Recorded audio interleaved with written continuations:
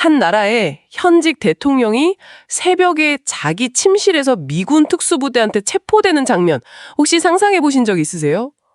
미군 사상자는 단 한 명도 없었고 작전 승인하고 나서 딱 3시간 만에 모든 상황이 끝나버렸습니다. 오늘 저희가 깊이 파고들 자료들은 바로 이 믿기 힘든 사건, 베네수엘라 니콜라스 마두로 대통령 체포작전, 작전명 확고한 결의의 전말을 다루고 있습니다. 네, 그런데 이 자료들이 공통적으로 지적하는 게 있어요. 이게 그냥 뭐랄까 독재자 한 명을 제거하는 단순한 군사작전이 아니었다는 겁니다. 아, 그게 아니었다? 그렇죠. 그 표면 아래에는 미국의 굉장히 다층적인 전략 목표가 숨어 있고요. 더 나아가서 이 사건이 국제 질서, 특히 한반도에 던지는 파장, 이게 생각보다 훨씬 심각하다. 이런 분석을 내놓고 있습니다. 그렇군요. 그러니까 단순한 체포작전이 아니라 국제 무대에 던지는 어떤 거대한 메시지였다. 이런 거네요. 바로 그겁니다. 자, 그럼 이 자료들 저희와 함께 한번 펼쳐보시죠. 미국은 도대체 왜, 그리고 어떻게 이런 전례 없는 작전을 감행했는지, 그 숨겨진 진짜 의도는 뭐였는지 지금부터 하나씩 펼쳐보겠습니다. 우선 작전 그 자체부터가 정말 놀랍습니다. 자료들을 보니까 가장 먼저 눈에 띄는 게요. 그 상상을 초월하는 속도, 그리고 정밀함입니다. 맞습니다. 그 속도요? 네, 트럼프 대통령이 최종 승인하고 딱 3시간 만에 모든 게 끝났다고 하니까 이게 가능한가 싶은 거죠. 미 육군의 최정예 부대 델타포스 있잖아요. 네. 이 부대가 마두로의 관저 침실에 딱 진입하는 바로 그 순간 F-22와 F-35 같은 최첨단 스텔스 전투기를 포함해서요. 150기가 넘는 항공기가 베네수엘라의 방공망을 동시에 그냥 완벽하게 무력화시켜버렸다고 합니다. 이 작전의 핵심은요, 사실 압도적인 군사력이 아니었어요. 그 군사력을 뒷받침했던 완벽한 정보력이었습니다. 아, 정보력. 네, 이 자료들이 특히나 강조하는 부분인데요. 미 정보당국이 수개월에 걸쳐서 마두로의 모든 걸 파악하고 있었다고 해요. 그의 동선, 거주지 구조는 기본이고요. 네. 심지어 식습관이나 기르는 애완동물 종류까지.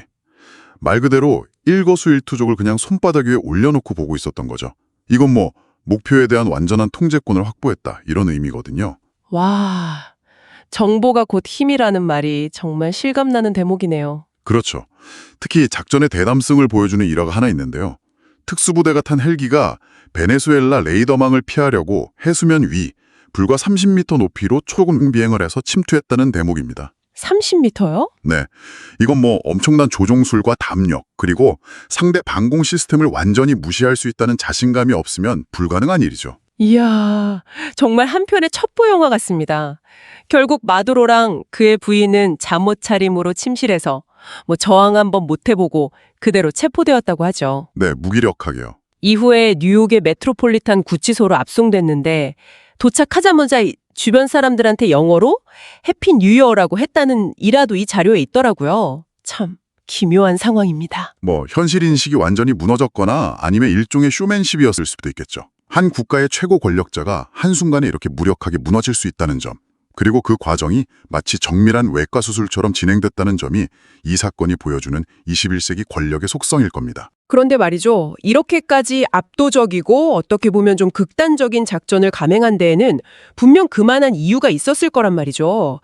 미국이 내세운 공식적인 명분, 이건 뭐였나요? 표면적인 이유는 아주 명확했습니다.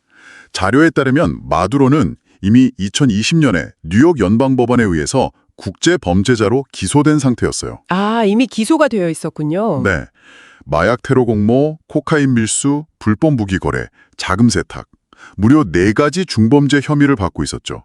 그러니까 공식적으로는 국제범죄 네트워크의 핵심 수계를 소탕한다. 이게 명분이었습니다. 하지만 자료들은 그게 전부가 아니라고 말하는 거고요. 정확합니다. 그건 어디까지나 명분일 뿐이었고요. 이 작전은 소위 1타 3피를 노린 다층적 전략이었습니다.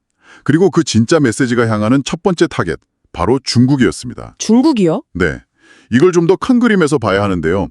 중국이 지난 20여 년간 차베스랑 마두로 정권에 약 600억 달러, 우리 돈으로 80조 원이 넘는 막대한 자금을 쏟아부었거든요. 80조? 네, 베네수엘라를 미국의 코앞, 그러니까 서방구에서 자신들의 영향력을 투사하는 일종의 전략적 교두보로 삼으려고 했던 거죠. 아, 그러니까 이번 작전은 우리 앞마당에서 중국의 영향력 확대를 더는 용납하지 않겠다.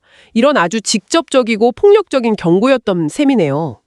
중국 입장에서는 80조 원짜리 프로젝트가 그냥 하룻밤 사이에 공중분해된 거네요. 바로 그겁니다. 중국의 그 막대한 투자가 미국의 군사력 앞에서 얼마나 허무하게 무력화될 수 있는지를 전 세계에 보여준 거죠. 게다가 마두로 정권이 중국, 또 헤즈볼라 같은 반미 무장 단체, 그리고 국제 마약 조직을 연결하는 일종의 허브 역할을 해왔기 때문에 마두로 한 명을 제거하는 것만으로 이 세 개의 축을 동시에 타격하는 효과를 노린 겁니다. 근데 그건 정말 엄청난 도박 아닙니까? 아무리 미국이라고 해도 주권 국가의 현직 대통령을 직접 체포하는 건데 중국이 경제적으로나 군사적으로 보복할 가능성은 없었을까요? 자료들은 그 위험 부담에 대해서는 어떻게 분석하고 있나요? 아주 중요한 지적이십니다.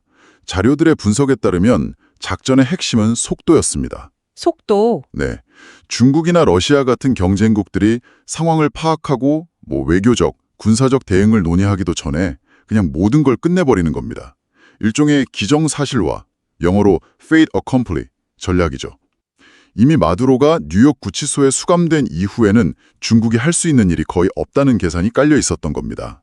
중국에 대한 경고만으로도 이런 초유의 작전을 설명하기엔 충분해 보이는데 자료들이 언급하는 또 다른 동기가 있었다고요?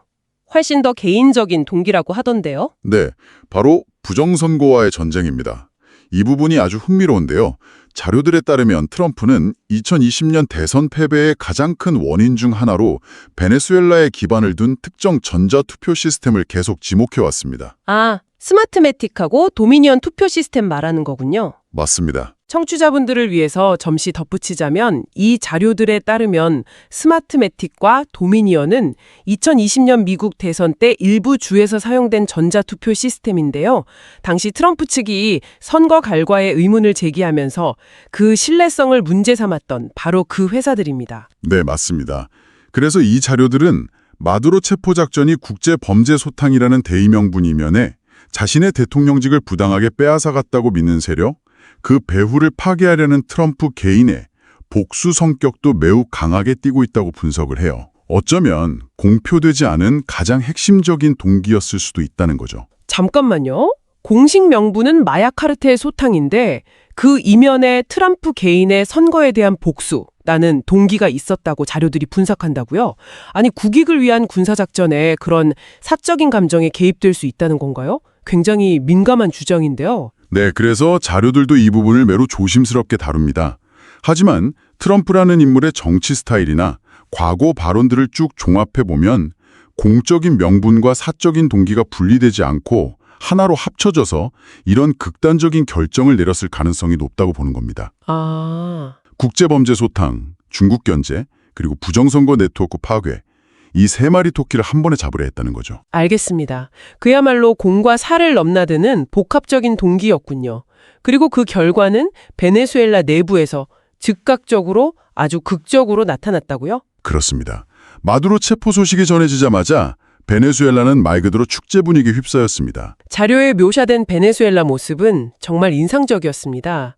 수십 년간의 독재, 그리고 그 살인적인 인플레이션에 시달렸던 국민들이 거리로 막 쏟아져 나와서 해방의 날이다 라고 외치면서 환호했다고 하죠. 네네. 수도 카라카스는 물론이고 독재를 피해서 미국, 칠레, 스페인, 전 세계로 흩어졌던 베네수엘라 교민사회도 마찬가지였고요. 베네수엘라 국기랑 미국 성조기를 같이 흔들면서 독재의 종식을 축하하는 모습이 전 세계로 타전되었습니다.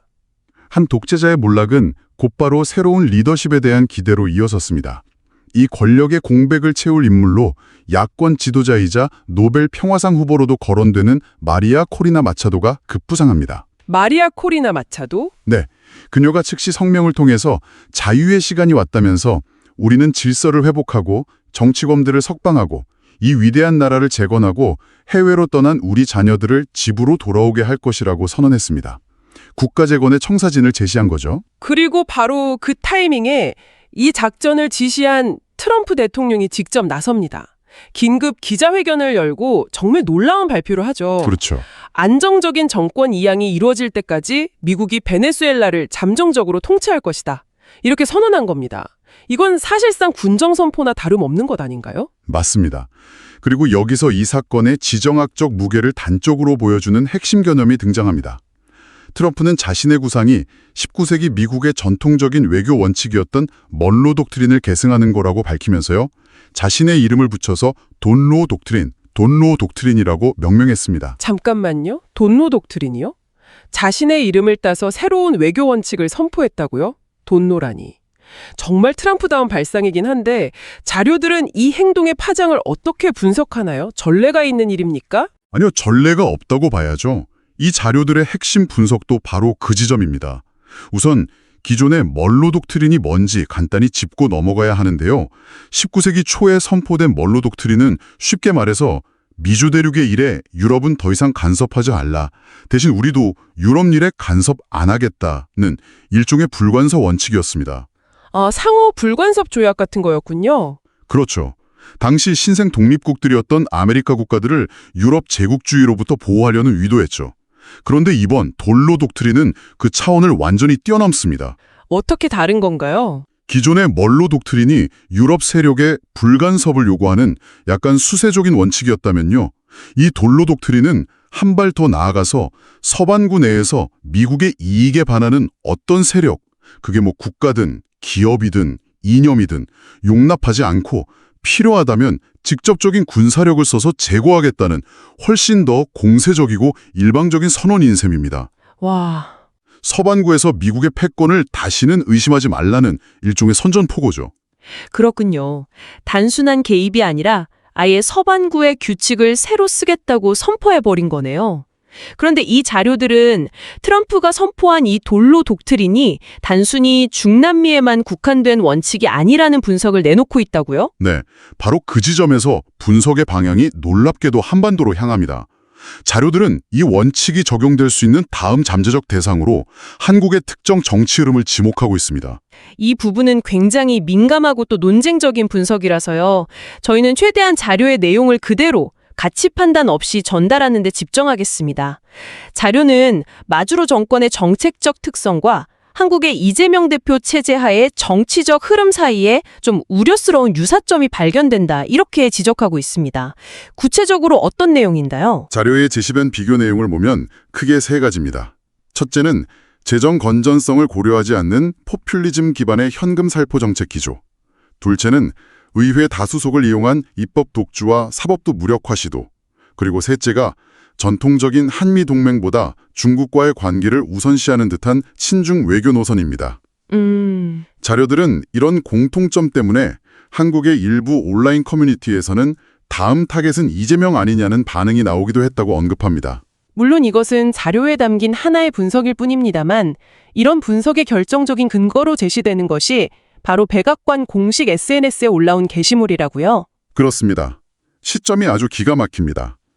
마두로가 체포된 직후, 그리고 공교롭게도 이재명 대표가 시진핑 주석과의 회담을 위해서 중국으로 출국한 바로 그날, 백악관 공식 SNS 계정에 트럼프 대통령 사진 한 장과 함께 짧은 네 글자가 올라옵니다. FAFO, FAFO.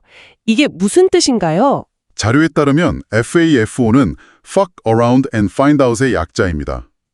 우리말로 옮기자면 까불면 어떻게 되는지 직접 겪어보게 될 것이라는 의미를 가진 굉장히 직설적이고 강력한 경고성 속어입니다. 백악관 공식 SNS에 그런 속어를 썼다고요. 그것만으로도 놀라운데 더 놀라운 점은 그 사진의 배경이 바로 대한민국의 김해국제공항이었다는 점입니다. 이건 거의 외교적 결례 수준을 넘어선 노골적인 메시지 같은데요. 정말 자료에 그렇게 나와 있습니까? 네, 자료들은 이 게시물을 절대 단순한 우연으로 보지 않습니다.